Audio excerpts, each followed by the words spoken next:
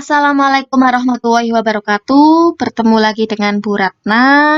Di sini Bu Ratna mau melanjutkan materi tentang struktur sel. Kalau kemarin kita bahas tentang konsep sel, sekarang lanjutannya ya. Sebelumnya kita lihat untuk peta konsepnya terlebih dahulu. Yang pertama ada struktur sel. Konsep sel kemarin kita bahas di diskusi 2, silakan kalau lupa dibuka lagi.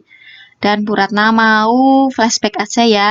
Kemarin kita bahas sel eukariotik sama prokariotik. Untuk prokariotik sudah paham, sekarang masuk ke sel eukariotik.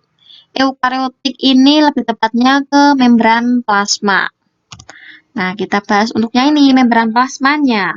Merupakan bagian terluar sel yang terdiri atas lapisan protein dan lapisan lipid. Lapisan lipid itu ada 3, fosfolipid, glikolipid, dan sterol. Sedangkan lapisan protein itu ada glikoprotein. Nah, yang gambar ini adalah salah satu penampang dari membran plasma. Yang ini nomor 1 sama nomor 2, walaupun ini yang pendek, walaupun ini panjang, tapi sama-sama dia glikoprotein.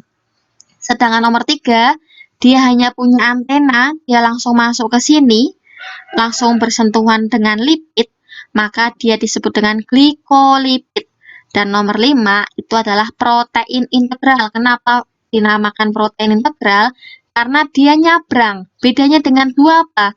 Kalau 2 itu ada antenanya, maka dia kita katakan dengan glikoprotein. Kalau nomor 5 itu tidak ada antenanya, maka kita sebut dengan protein integral. Apakah ini bisa dikatakan protein integral?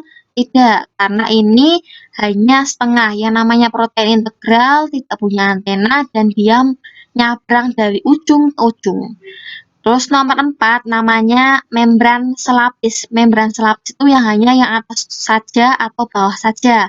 Tapi kalau dua-duanya, nah nih, kalau dua-duanya namanya phospholipid bilayer. Di sini kalian lihat kayak jarum pentul, kayak cotton bud, yang bagian kepala disebut fosfat, dia yang hidrofilik suka air, sedangkan yang ini disebut dengan ekor atau asam lemak, hidrofobik tidak suka air. Oke, kita kembali. Tadi sudah membran plasma. Sekarang kita masuk ke gambar kedua. Ini adalah gambar dari, kalau satu ini menunjukkan ke arah sini, tidak ke organel, tapi dia lebih ke sitoplasmanya. Oke, sebelum kita masuk ke sitoplasma, Bu Ratna lupa untuk menyampaikan, membran plasma itu memiliki fungsi 1, melindungi sel. Karena dia sebagai pembungkus, makanya dia sebagai pelindung sel. Mengatur keluar masuknya molekul tertentu karena sifatnya yang selektif permeabel. Jadi tidak semua molekul bisa masuk keluar. Tempat berlangsungnya reaksi respirasi dan oksidasi. Oksidasi adalah pembakaran.